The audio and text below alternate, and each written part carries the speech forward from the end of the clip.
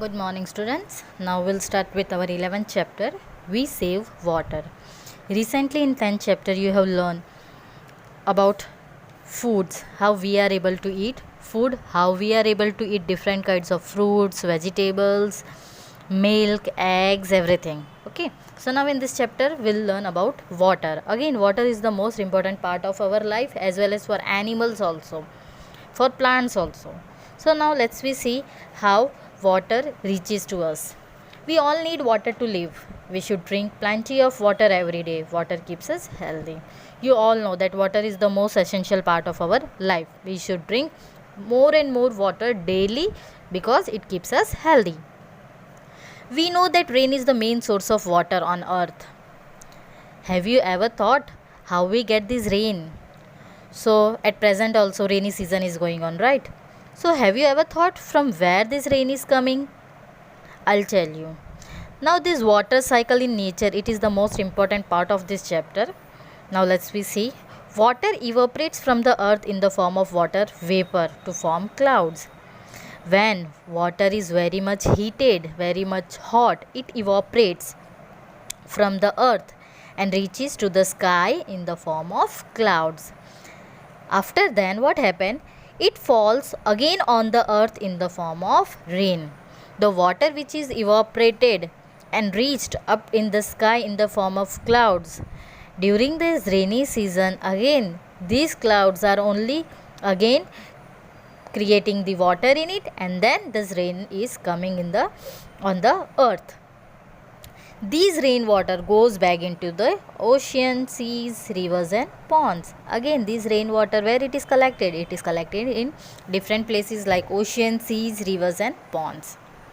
It goes up again as water vapor and form clouds. So this cycle keeps on going in the nature. This cycle continues.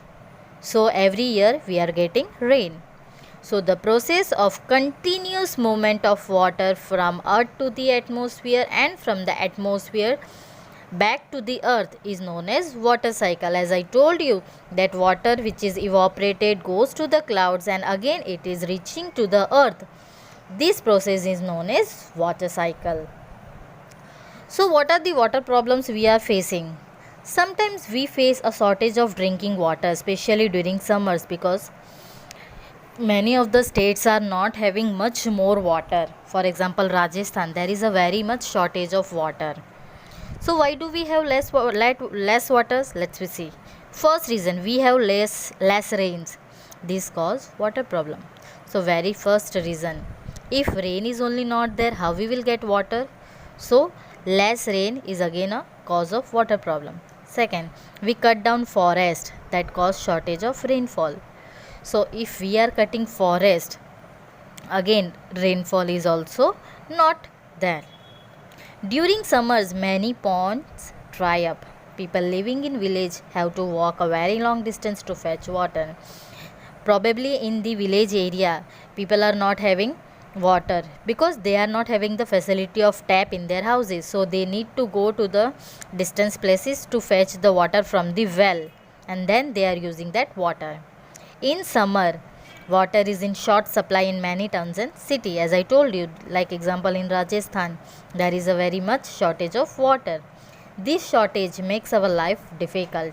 Hence, we must learn to save as much as water as possible. So always keep it in your mind that save water. Use water wisely as much as it is needed. Unless and until if you don't need it, close the tap and save the water.